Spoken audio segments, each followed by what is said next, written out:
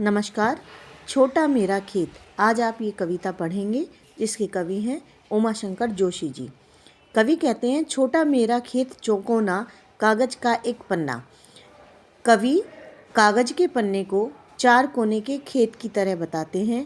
जिस प्रकार खेत में किसान फसल उगाता है, उसी प्रकार उस कागज के पन्ने पर कवि अपने विचारों की फसल उगाता है, अर्थात कविता लिखता है।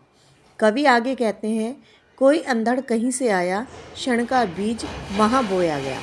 जैसे अचानक से आंधी आ जाती है और आंधी के साथ में कोई बीज उड़कर खेत में गिर जाता है और वो उगता है, उसी प्रकार भावनात्मक तूफान आया और कवि के मस्तिष्क में एक विचार उत्पन्न हुआ कि इस विषय पर कविता लिखनी है।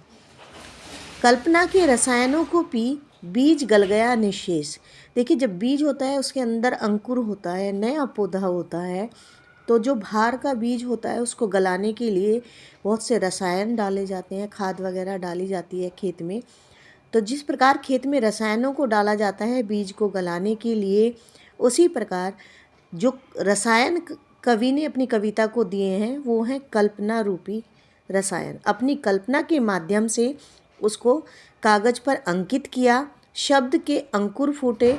खेत में जो पौधा होता है, बीज का बाहरी हिस्सा गल जाने पर नया पौधा उगता है, उसको अंकुर कहते हैं। तो कवि की ने जो कविता लिखी उसमें भी शब्दों के अंकुर फूटे। पल्लव पुष्पों से नामित हुआ विशेष। पल्लव यानी पत्ते, पुष्प यानी फूल।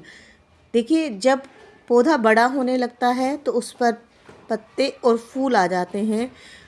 नमित का अर्थ है झुकना, और वो पौधा झुक जाता है क्योंकि वजन हो जाता है फूल और पौधों का। तो इसी प्रकार कवि के विचार कल्पना का सहारा लेते हैं और शब्दों के अंकुर फूटने लगते हैं, और कवि की वो विचार एक कल्पना, एक कविता का, एक रचना का रूप ले लेती है। आगे देखिए कवि क्या कहना चाहते हैं। झूमने लगे फल रस अलौकिक। और जब कविता लिखी जाती है तो कवि कहते हैं कि उस पन्ने रूपी खेत में कविता रूपी फल झूमने लगते हैं, रस अलौकिक, जिसमें से अद्भुत रस की अनेक धाराएं फूटने लगती हैं जो अमृत के समान लगती हैं। अमृत धाराएं फूटती अमृत के समान लगती हैं। रोपाई क्षण भर की, एक पल का विचार था वो जो आंधी के साथ आया था। एक पल का, एक क्षण में वो विचार रोपा गया था और आज कविता के रूप में सामने है। फिर कहते हैं कटाई अनंतता की। कटाई का अर्थ है, उस फसल की कटाई का अर्थ है यहाँ पर कि कविता जो लंबे समय तक आनंद देने वाली है, उस कविता को जितना पढ़ा जाएगा उसका आनंद अनंत काल तक मिलेगा। लूटते रहने से जरा भी नहीं कम होती, और कविता को जितना पढ़ा जाता है उसका आनंद लगातार उतना ही बढ़ता जाता है। रस का अक्षय पात्र। अक्षय पात्र एक ऐसा पात्र माना जाता है, एक ऐसा बर्तन माना जाता है कि जिसमें से जितना अमृत, जितना रस आप निकालेंगे वो बढ़ता जाता है। इसी प्रकार कविता को जितना पढ़ते जाएंगे उसका रस, उसका आनंद कभी समाप्त नहीं होने वाला है। इसलिए कवि ने उस कागज के पन्ने को छोटा मेरा खेत ये संज्ञा दी है। इसी कविता के साथ आगे है बगुलों के पंख। देखिए, आपने भी देखा होगा, कभी छत पर लेटे हुए हो या फिर रास्ते में चलते हुए कभी आपने पक्षियों की कतारें आसमान में देखी होगी। बड़ी अच्छी लगती है जब हम छोटे बच्चे होते हैं या किसी छोटे बच्चे को दिखा रहे होते हैं तो हमें भी ये चीज़ देखकर आनंद होता है। नभ में पाती बांधे, पाती यानी पंक्ति बांधकर, बगुलों के पंख, जो बगुलों के सुंदर पंखों का वहाँ पर वर्णन किया गया है।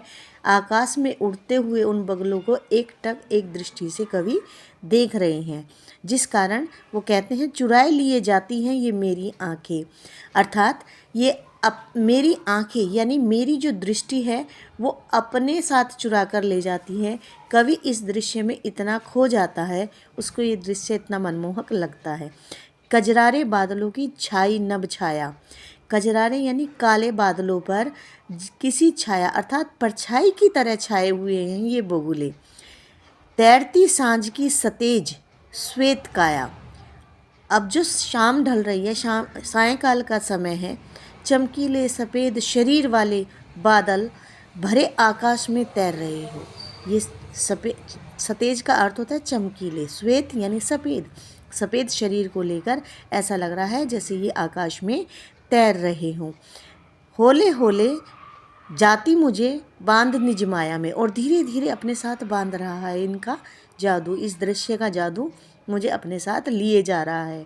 उसे कोई तनिक रोक रखो। और जैसे ही ये दृश्य दूर होता जाता है तो कवि कहता है कि इस दृश्य को रोक लो, इन बगुलों को मत जाने दो, ये अच्छे लग रहे हैं, सुंदर लग रहे हैं। उस दृश्य को रोकने के लिए कहता है। वह तो चुराए लिए जाती है मेरी आंखें, और ये जो सुंदर मनमोहक दृश्य है आंखों से ओझल होने लगता है।